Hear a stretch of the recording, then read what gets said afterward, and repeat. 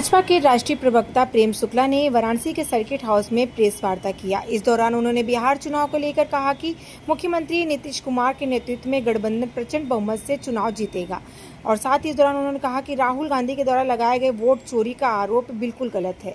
इसको प्रतिक्रिया देते हुए उन्होंने कहा कि निर्वाचन आयोग ने ट्वीट के माध्यम से स्पष्ट कर दिया है कि राहुल गांधी का आरोप पूरी तरीके से निराधार है। उन्होंने कहा कि भाजपा लोकतंत्र और निष्पक्ष चुनाव प्रक्रिया के प्रति पूरी तरीके से प्रतिबद्ध है। निर्वाचन आयोग ने एक ट्वीट के माध्यम से ये स्पष्ट किया है कि राहुल गांधी के आरोप पूरी तरह से निराधार हैं। कोई भी व्यक्ति, प्राइवेट पर्सन, किसी अन्य व्यक्ति के मतदाता सूची से नाम को डिलीट नहीं कर सकता और जो कर्नाटक में इस तरह का प्रयास हुआ था उसका FIR 2022-23 में स्वयं इलेक्शन कमीशन ने किया हुआ है। उस FIR की जांच कर्नाटक सरकार क्यों नहीं करती? राहुल गांधी कर्नाटक सरकार को क्यों नहीं निर्देश देते? तो राहुल गांधी पूरे देश की संवैधानिक व्यवस्था पर अविश्वास पैदा करने का सोरोस गिरोह के षड्यंत्र का एक अंग है और वो प्रयास कर रहे हैं। हर बार उनकी झूठ बेनकाब होती है। इसी बनारस के संदर्भ में आपको तो पता है, एक आश्रम में उनके शिष्यों का नाम जो है शामिल था और उन्होंने कहा कि देखिए एक ही व्यक्ति के 250 बच्चे कैसे हो गए। तो राहुल गांधी पूरी ढिठाई से झूठ बोलते हैं।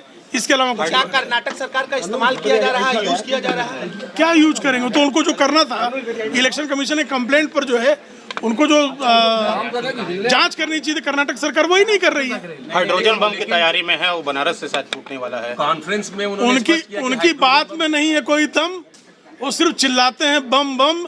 और असल में ऐसा है कि उनकी फुलझड़ी छोड़ने की भी औकात नहीं है। सर, तो क्यों कोर्ट जाने से कतरा रहे राहुल गांधी? ये तो राहुल गांधी इसका जवाब देंगे। कोई चोरी होगा उनके मन में तभी तो नहीं जा रहे होंगे। पद का मिसयूज तो नहीं कर रहे राहुल गांधी। देखिए, वो नेता प्रतिपक्ष LOP जो कहा जाता था वो LOP की जगह LOB हो गए। लीडर अपोजिंग भारत, वो भारत विरोध, वो विपक्ष के नेता नहीं है, वो भारत विरोधी नेता स्वयं को साबित करने पर आमादा है। कांग्रेस के लोगों का कहना है सर कि बनारस में भी बड़े पैमाने पर वोट चोरी हुई है, उनके पास एविडेंस है और हाइड्रोजन बम बनारस में। अरे तत्काल वो निकाले ना, हम लोग तो बार बार कह रहे हैं।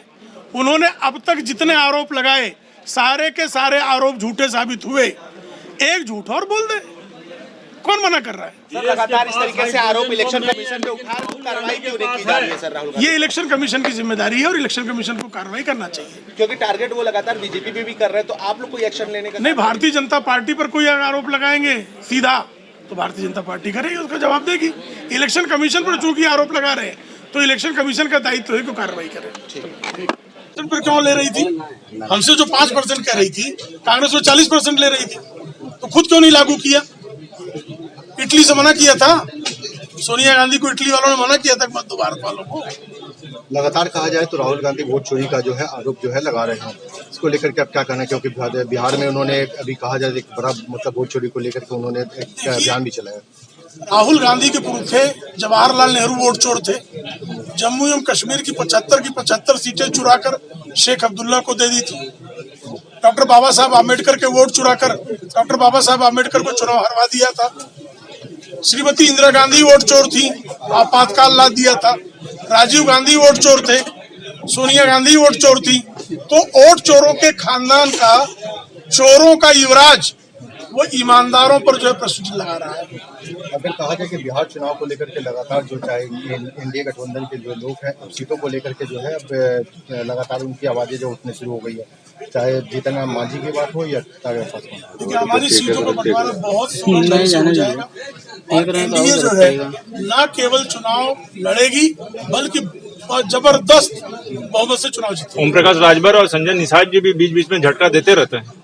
नहीं, कोई झटका नहीं देते, हर किसी का राजनीतिक दल भी अपनी मांग रखते हैं। सर, डेढ़ इकोनॉमी बोला गया है राहुल गांधी की तरफ से जीएसटी को लेकर, क्या 7.8% की जो ग्रोथ रेट है वो डेड इकोनॉमी किसी मूर्ख व्यक्ति को ही नजर आ सकती है। हम राहुल गांधी को मूर्ख कहना नहीं चाहते, लेकिन वो स्वयं मूर्खता सिद्ध कर रहे हैं। देश के पास हाइड्रोजन बम नहीं है, लेकिन राहुल गांधी के पास कहाँ से आ गया? देखिए, राहुल गांधी में नहीं है कोई दम, वो सिर्फ मुंह से चिल्लाते रहते हैं हाइड्रोजन बम। रैली में इशारे से बताया गया कि कहाँ से फूटेगा, तो उन्होंने कहा कि आवाज आई कि काशी से होगा, मतलब बनारस से होगा, तो उन्होंने हामी भरी।